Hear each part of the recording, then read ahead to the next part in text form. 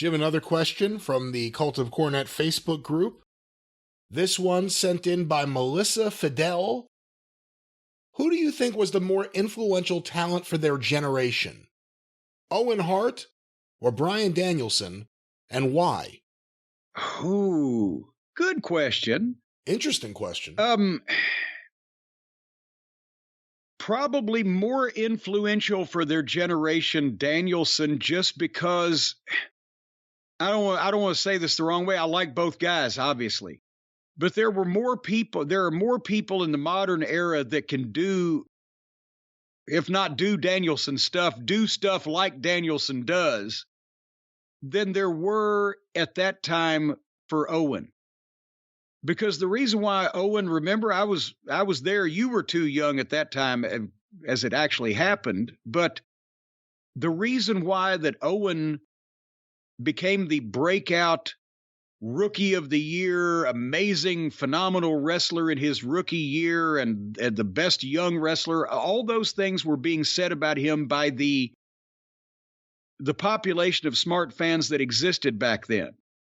They read the newsletters or traded tapes or whatever. So it wasn't a large group as it is today, but they were all unanimous that Owen was as spectacular as anybody has seen a rookie to be. And that's because he'd grown up with all of his brothers and his dad in the business, and he'd trained in rings since he was whatever the fuck. But even though all the fans went crazy over Owen as a rookie sensation, most of the other boys did not emulate his style because most of them couldn't. You didn't have that many guys in those days in the business that were that gymnastic. The importance was size and the believability of your work or whatever. And, nobody had done that because nobody had that. Well, I'm not saying nobody. There were always gymnastic and athletically flying wrestlers, but Owen was just so smooth with everything. Even the other Hart brothers never did shit like that. Now, as Owen got a little bit older and a little bit bigger and a little bit wiser, he slowed down on some of it so that he could do it for longer and do more of it and did it where it counted. But still, he was way ahead with that kind of thing than most of the guys in the business. With Danielson influencing people to have the more Japanese-based mat work style, he actually influenced a lot of the guys to do that because you can be a normal athlete and still do that. But Owen's early work, especially as he was a rookie standout, it was so smooth for a guy that, he was better at being Owen Hart than Bryan Danielson was at being Bryan Danielson his first year in the business. Owen was more of a prodigy, and that's not knocking Bryan. It's just it took him a little while to put his look and everything together. But yeah, what do you think? Danielson has caused more wrestlers to wrestle like he does, whereas Owen, the main impact he had on the boys was they all loved him and thought he was hilarious. I also think you have to look at Danielson's role in the rise of independent wrestling and Ring of Honor in the early part of the 2000s. He's a big part of that in terms of influence. With Owen, this may surprise you, but I actually think his most influential period for a mass audience, and I remember talking to guys in the late 90s, was him as the Blue Blazer. Because it was a brief period of time, but he was doing stuff on WWF TV that wrestling fans didn't see on American Wrestling TV.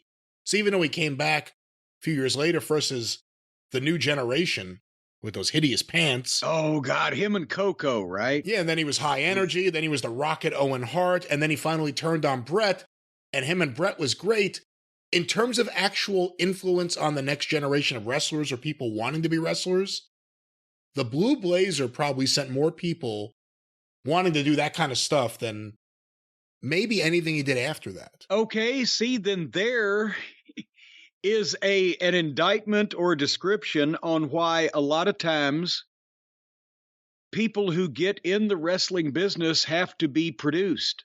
Because Owen Hart, the heel, the bad brother, the black sheep of the Hart family, working impeccable matches with his brother Brett, one of the best technicians in the business. That didn't say to some of these people, I want to do that. It was when he was presented as a fucking clown in a feathered cape. I'm not talking about at the end. I'm talking about the beginning in '89. Well, I'm talking about the beginning too. At the beginning, I said, my God, when I first saw it, I said, this guy, they're covering this guy up in a fucking goofy outfit. That's where, guys got trepidatious about going to work for Vince. He'd made so many guys tons of money, but then he starts blue blazering and red roostering, and you never knew what you were going to get. But the fact that more people would want to become a wrestler because of the blue blazer than him being himself and being a main event guy, because the blue blazer was prelim for the kids.